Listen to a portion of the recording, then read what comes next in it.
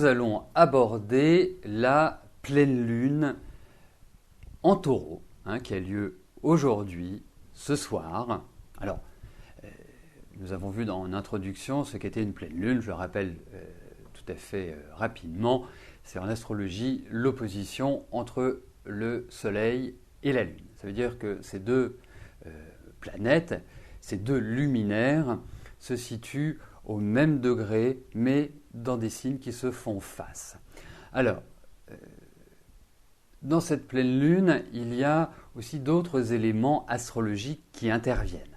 Par exemple, le Soleil actuellement est en Taureau, mais nous avons également Vénus, qui est la planète de l'amour, qui est en Taureau, qui est chez elle, c'est-à-dire qu'on dit qu'elle est dans son domicile, et vous avez Mars également, qui est en Taureau. Mars, c'est le principe de l'action.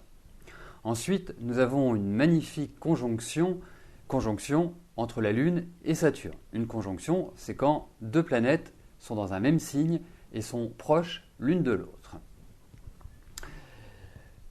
Et pour les plus initiés, nous avons également des actions venant de Pluton qui se trouve en Capricorne et qui forment un trigone au Soleil, à Vénus et à Mars. Donc ça apporte une dynamique supplémentaire. Et rappelons aussi que Saturne et Pluton sont rétrogrades. Une planète est rétrograde, ça vous donne l'impression quand vous la regardez dans le ciel qu'elle va dans l'autre sens que d'habitude. Mais une planète rétrograde a certaines valeurs. Mais bon, ça, on y reviendra un jour lors d'un cours d'astrologie. Bon, donc voilà de situer les événements astrologiques en ajoutant que nous sommes dans une éclipse partielle de la Lune. Alors, symboliquement, à quoi correspond cette pleine lune? Alors, cette pleine lune de Taureau qui a lieu chaque année, et chaque année, lors de cette pleine lune, symboliquement, on dit que le Christ et Bouddha reviennent sur Terre pour la bénir, pour bénir notre Terre. Alors, en Inde, cette fête porte un nom. Elle s'appelle Visika Puja et porte un autre nom qui est Buddha Purnima.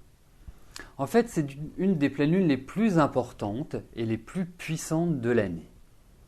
Qu'on soit croyant ou non, c'est une opportunité pour moi unique pour se connecter tous ensemble et envoyer amour et compassion à travers le monde, à travers l'univers.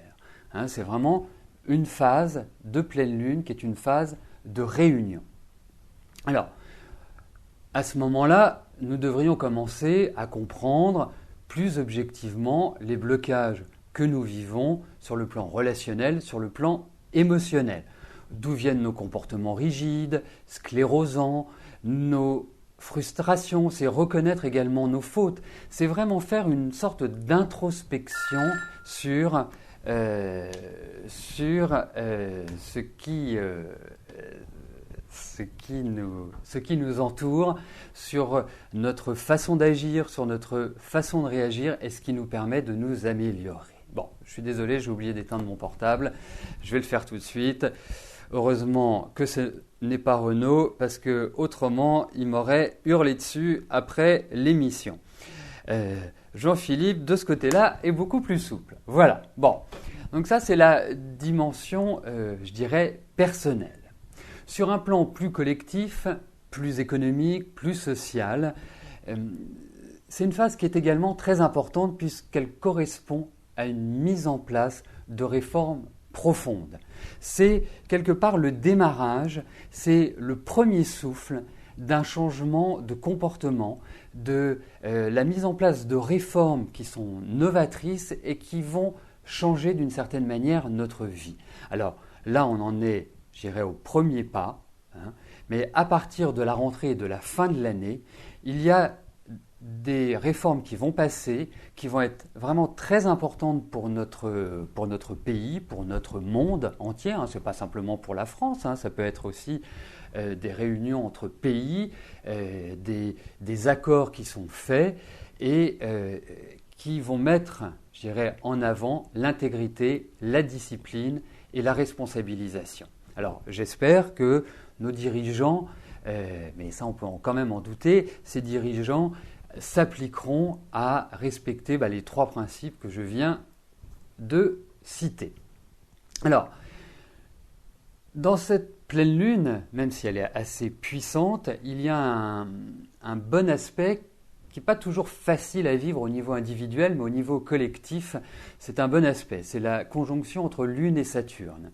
Lune, je le rappelle, représente l'imagination, la fertilité, l'émouvance.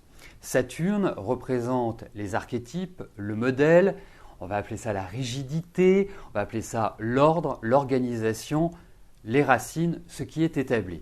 Donc d'avoir une relation entre la Lune et Saturne nous permet en même temps d'avoir cet aspect d'imaginaire régulé par la notion de rigueur de Saturne. Donc ça peut vraiment apporter dans des discussions, dans des échanges, que ce soit à haut niveau, que ce soit à notre niveau, que ce soit au niveau familial, d'avoir une entente basée sur des principes communs et ne pas partir comme ça en live, comme diraient les jeunes aujourd'hui. Donc ça c'est le beau côté des choses. Alors nous allons conclure cette présentation de la pleine lune sur les signes qui sont favorisés et ceux qui doivent faire attention. Alors bien évidemment, cette pleine lune a lieu dans un signe de terre, le taureau est un signe de terre, donc tous les signes de terre, Vierge, Capricorne, sont extrêmement favorisés et je vous encourage vivement à aller de l'avant, à amorcer, à foncer. Là, vous avez une quinzaine de jours devant vous où les opportunités vont se présenter, où vous devez ouvrir des portes.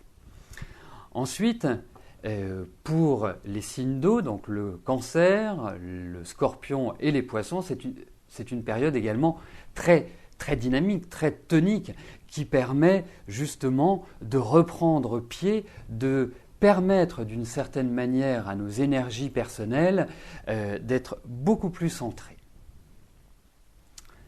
Les signes les plus fragiles restent les Verseaux et les Lions, puisque les positions planétaires actuelles sont en conflit avec votre Soleil, qui est soit en Lion, soit en Verseau. Donc c'est une période où il faut plutôt lever le pied, où il faut vraiment ne pas s'engager à la légère, il faut prendre son temps, il ne faut pas non plus être trop cassant parce qu'il peut y avoir une forme d'agressivité qui peut ressortir due à des ras-le-bol et au blocage que vous subissez. Mais bon, dites-vous que premièrement, une pleine lune n'affecte pas tout le monde de la même manière. En astrologie, il y a de nombreux critères à prendre en compte, mais ça donne déjà une coloration, une indication à cette pleine lune et ce que vous pouvez en faire. Voilà.